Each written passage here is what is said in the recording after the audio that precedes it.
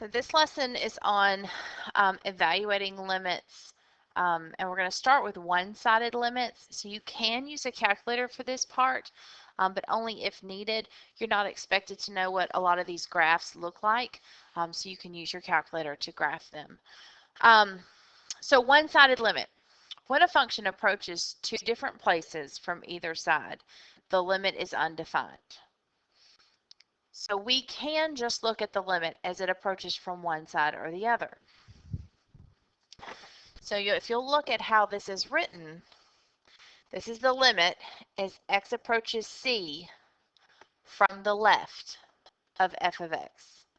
So this is approaching the function from the left. And then this one is the limit as x approaches c from the right of f of x. Okay, so I want you to take your calculator, I want you to pause the video, take your calculator, and I want you to graph this function. And then hit play when you're done.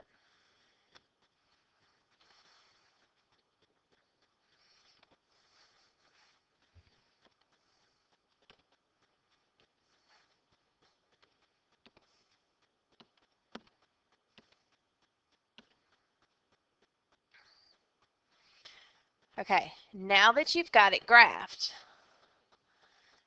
the limit, if we just did the limit as x approaches 0 of f of x, our limit would not exist, because as we approach 0, as it flies in from the right and flies in from the left, the function is approaching two different values. So the limit as x approaches 0 of f of x does not exist. But if I just look at this function as x approaches 0 from the left, so fly in on this function from the left, as x approaches 0, now as when we do this, it's as x approaches 0, it wants to know where is y. That's what you're looking for. So as x approaches 0, where is y? Well, y is headed to -2.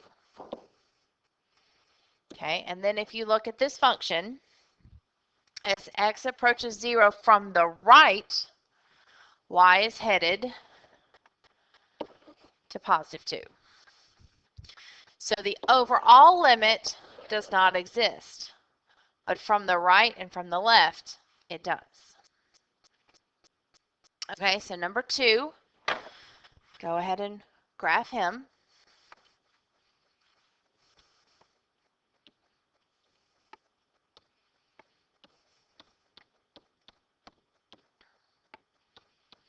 Make sure you put the bottom of your fraction in parentheses and graph him. And of course, we're asking about what happens at 3. So the limit of f of x, which it's not asking for, but the limit of f of x as x approaches 3 does not exist. But the question is not asking for that. It says, okay, what is the limit as x approaches 3 from the left? So from the left, as x heads to 3, where is y? Well, y is at a -1. Okay, and as x approaches 3 from the right, your y value is a +1. Okay, try the next one.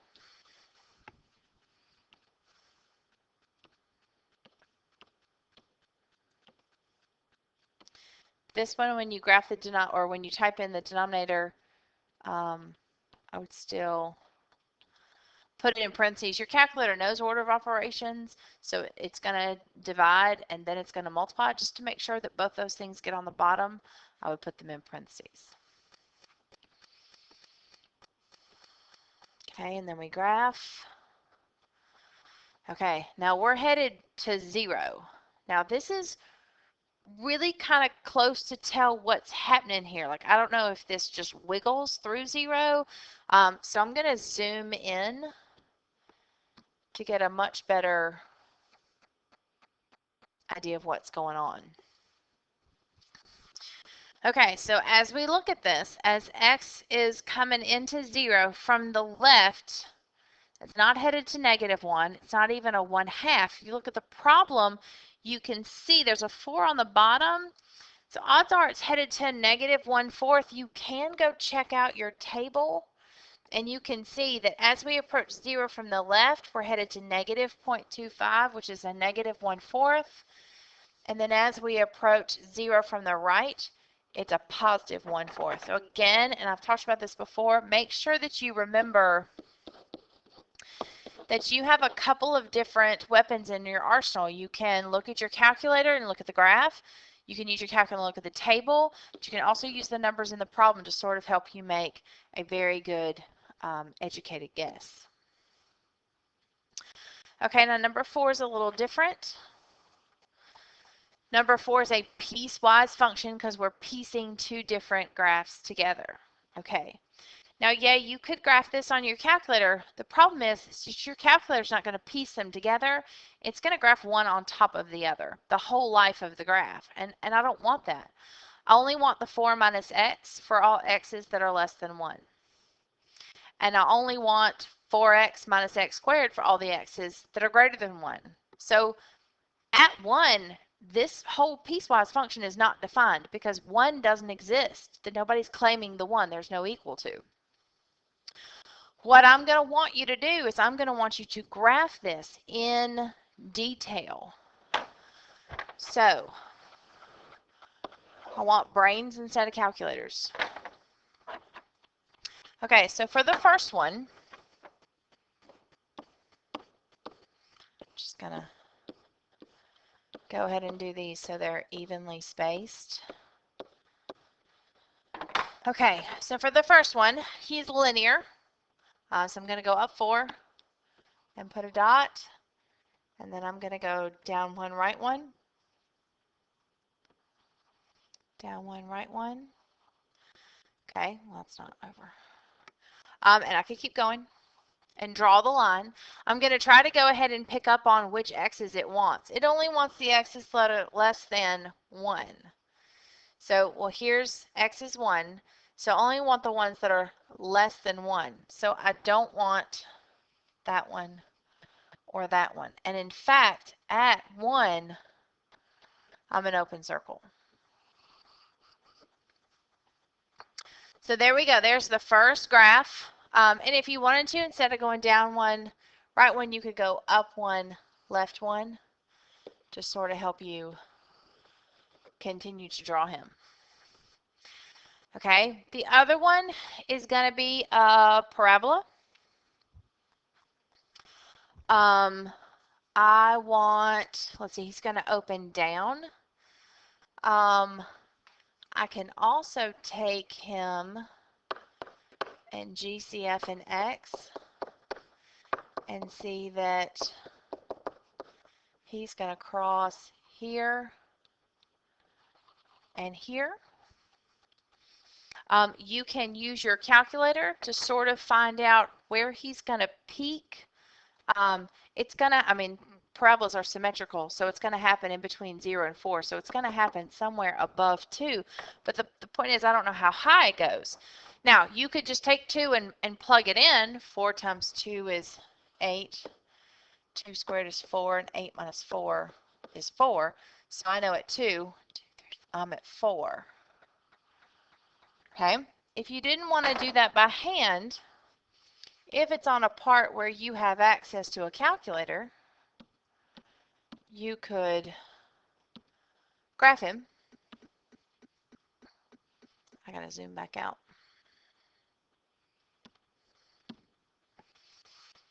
And I can see crosses at 0 and 4. And I can use my second calc and do a max. Really easy. Get to the left of the max, and then get to the right of the max, and then don't guess. And it tells me it's at 2, 4. So you can find it that way too. So now I know that he does, well, let's see. I know that he's going to do this. The question is, what happens at 1? Okay, well, again, I could use my calculator, and I can go to my table and see, well, at 1, we're at 3. Or I could have gone to my graph and hit trace and gotten x really close to 1, and I can see that he's really close to 3. An algebraic way to figure that out is just to take 1 and plug it in, so that would be 4 minus 1 squared is 1, so that would give me 3. Regardless, at 1, I'm at 3. Well, so is the other one. If x is 1, 4 minus 1 is 3. So I know that they're going to connect, but you also have to remember that nobody has the equal to on the 1. So 1 doesn't get claimed by either graph. So there is an open circle there. Okay, so before we do the limits, let's just make sure everybody's clear on what I'm expecting when you graph these. I want a very, very detailed graph, and I want a lot of detail where it breaks. And for parabolas, I want to make sure, like when you graph this, I don't want to see this and then this. Like I want to know that it comes up and then it goes back down. I want to know, if you can find it, I want to know where it crosses the x-axis. All of these are things that we've covered in this course previously, and you've covered in other courses. So if you need a refresher course on that, go back and look that up, or come see me and I'll be happy to help you. So now that we've got it graphed in detail, the limit of f of x as x approaches 1 from the left. Well, from the left means I'm flying this way. And as we approach 1, I want to know, what is the y value? How high is it? Well, it's at 3. Now, does f of 1 equal 3? No, because 1's not defined for this function. That's why there's the hole there. So this does not exist, but the limit does. The limit as we approach 1 from the right is also 3. Now, because these two limits are the same, what does that mean about the limit of f of x as x approaches 1? Not just from the left or from the right, but does the limit of the whole thing exist at 1? Yes, because these are the same thing, the limit overall equals 3. Just make sure that you make that connection. Okay, so here's another piecewise. Again, I'm going to draw my graph.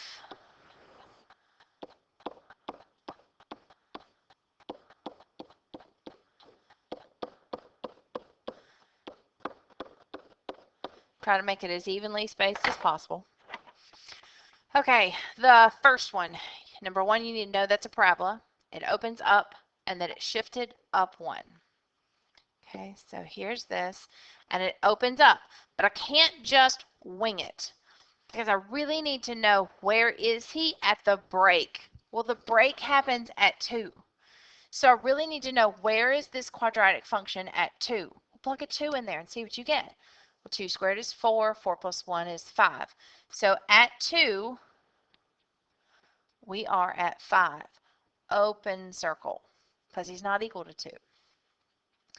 So now, and I'm less than 2 for this graph. So now I can draw my parabola.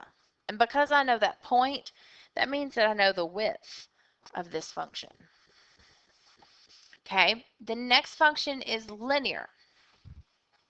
Okay, so I'm going to come up here to 6, and then I'm going to go down 1, right 2. Down 1, right 2. That puts me right on the open circle.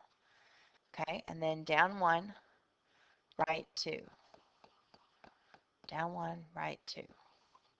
Okay, now I want this line. I'm not going to draw the whole line because I'm going to end up erasing part of it. I only want this line for all the x's greater than 2. Well, here's 2. I want all the x's greater than 2. So I want this way. Okay, so the blue line and the green line are f of x. These are the two pieces of my functions that I have pieced together.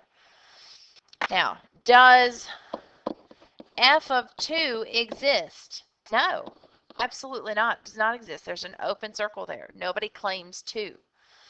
Okay, does the limit as x approaches 2 from the left exist? So as we approach 2 from the left, where is y? And it's at 5. As we approach 2 from the right, again, y is 5. And what that means is, if I were to ask that the whole limit exists of the whole function from both sides, because from the left and from the right are headed to the same place.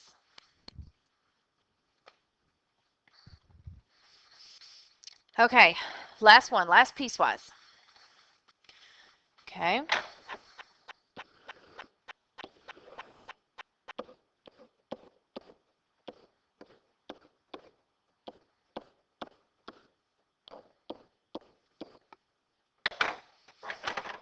Okay, let's look at the first one. The first one's a parabola, opens down.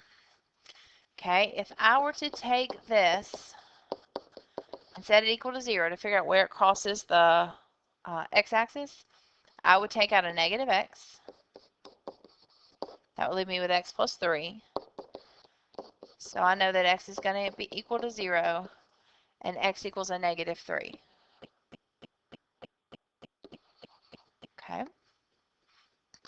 I need to find its peak. Okay.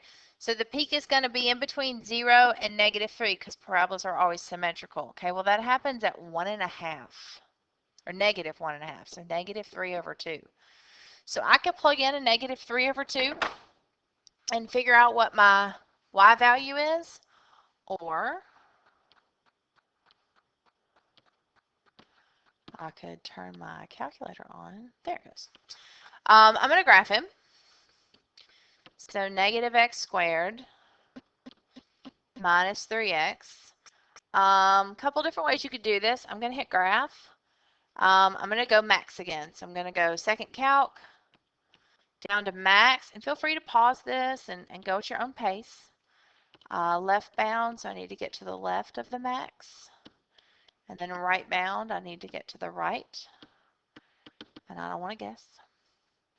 So negative 1.499, so that's like negative 1.5, which is exactly where we thought it was. And it's at 2.25. So 1, 2.25. So he's right there. Okay, now, so my parabola would do this. But here's the thing. I don't want the whole parabola. I only want the x's that are less than negative 1. Well, here's negative 1. So I don't want any of this. I don't want that. I don't want that dot right there. But the thing is, I can't just cut it off at negative 1. I need to know where it is at negative 1. I need it to be an exact place. And these are these details that I'm talking about that I want. So I'm going to take this negative 1. I'm going to plug it in and see what I get. So negative 1 squared is a 1, and then put the negative on it. That's a negative 1. And then that would be a plus 3. So I'm at 2. So I'm way too low. So negative 1, 2. There he is. Okay, so now I'm going to come in here and erase that and this guy. Okay, so now I can draw this. Okay, so when drawing a parabola, several points to point out. First, I came down here and I solved it to find where he crossed the y-axis. I mean the x-axis. Then I used the middle of those 2 points to figure out where he peaked. And then you can either plug that in, so it'd be negative 3 over 2 or negative 1.5. You can plug that into your function to figure out how high it is, or you can use your calculator and just go second calc and use that max or min function on your calculator. So then I had this. So it's 3 important pieces of information. The other piece, which a lot of people forget, is I need to know exactly where he is. And this is sort of the most important piece. I need to know where he is at -1. So I took a -1 and plugged him in and found out that we are up here at 2. And it's an open circle because it's not claimed at -1. Okay, the next one is easier because it's linear. So I'm going up to 3, and then I'm going up 1, right 1. Going to draw a great nice line. I can even go down 1, left 1, and that would put me right there. And then I can draw my line. To double make sure where he is at -1, just take a -1, plug it in there, and you'll see that I'm at 2, just like I was there. And that's how I know they connect. And they don't always connect. Look for that in your homework. Some will connect and some won't. If they don't connect, then the whole limit doesn't exist. But this one's asking for very specifically from the left and from the right. So from the left, as we approach 1, my y value is at 2. And from the right, as we approach -1, my y value is at a 2. I cannot stress enough the details that I want to see in your graphs. Okay, so limits are the foundation for calculus. They define a derivative, which is the whole literally the first half of calculus is derivatives. The first 50% is all derivatives, and it's all based off of a limit that looks a lot like this one. Okay, so what we're going to do is we're not going to focus on the calculus part. We're going to focus on the algebra part. Okay, so I want this to be my function, which if you'll think about is a very well-behaved function. It's x² - 1, parabola, opens up, shifted down 1, defined everywhere. It's very, very well-behaved. Now I want to find this, the limit, not as x approaches 0, as h approaches 0 of this monstrous equation over here, this monstrous function. To kind of help, I'm going to break this into sections. I'm going to do that section, and then I'm going to do that one, and then I'm going to do that one. And so I want you to think about this it's in 3 different pieces. Okay, so the first thing I want to find is just this, f of 3 plus h. Well, guys, y'all have done that since Math 1. I just want f of 3 plus h. That means everywhere I see an x, I put a 3 plus h. So I have 3 plus h squared minus 1. This was my original function, x² - 1. I want f of 3 plus h. So everywhere I see an x, I put a 3 plus h. Okay?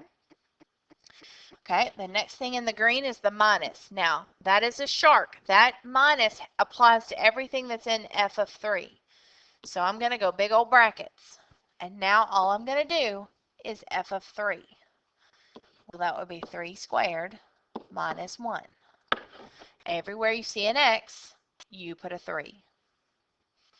And then all of that is over h. Plain old h. Doesn't have anything to do with f of x. Just a plain old h. So here's what we've got, guys. We've got this, and then the green is this, and then the blue is this. Now I've got to clean. So 3 plus h squared is 3 plus h times 3 plus h, which is 9 plus 6h plus h squared. Okay, so that's this part right here. And then I've got minus 1. Okay, so that's all yellow. And then minus, and I'm going to go inside my brackets, 3 squared is 9, 9 minus 1 is 8, over h. Okay, so that's really just a minus 9 on the end. So now I'm going to put this in some sort of order. I'm going to go h squared first, and then plus 6h, and then the 9 and the minus 1 is an 8. Minus 8 cancels over h. And then I notice that they can all reduce by an h. So that gives me h plus 6. Now that's not my answer. We dropped the whole limit part. We were focused on the algebra part. So now I got to reset my limit. I want the limit as h approaches 0 of h plus 6. Well, plugging in a 0 here is totally legal, totally fine. World doesn't stop turning. Gives me a 6. If I plugged an h equals 0 into here, the world would stop turning. So once you do all your algebra, when you get down to this step right here, it should clean up to something very nice to reevaluate into your limit. Okay, same thing. First step, second step, third step. Okay, this is my f of x. Okay, so the first thing, step number 1, is the yellow. I want f of 2 plus h. That means everywhere you see an x, put a 2 plus h. Okay, so 4 times 2 plus h minus 2 plus h squared. That's all yellow. Okay, now green. Minus, bracket, f of 2. So everywhere I see an x, I now put a 2. Over h. Okay, so now I clean. 8 plus 4h. Okay, now be very careful here. Minus, parentheses. Write that twice in your head and lobster it out.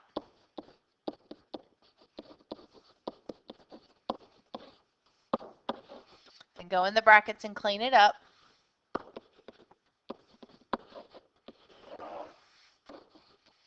Okay, very nicely run the minus through and clean. And again, I'm going to start with my highest power. So negative h squared. The 4h's cancel. And I'm left with 8 minus 4, which is 4, and then minus 4, which is 0. So I have a negative h squared over h. Still cleaning. That's a negative h. That's not your answer. Remember, you haven't done anything with the limit yet. So reset your limit. Now, stick in a 0.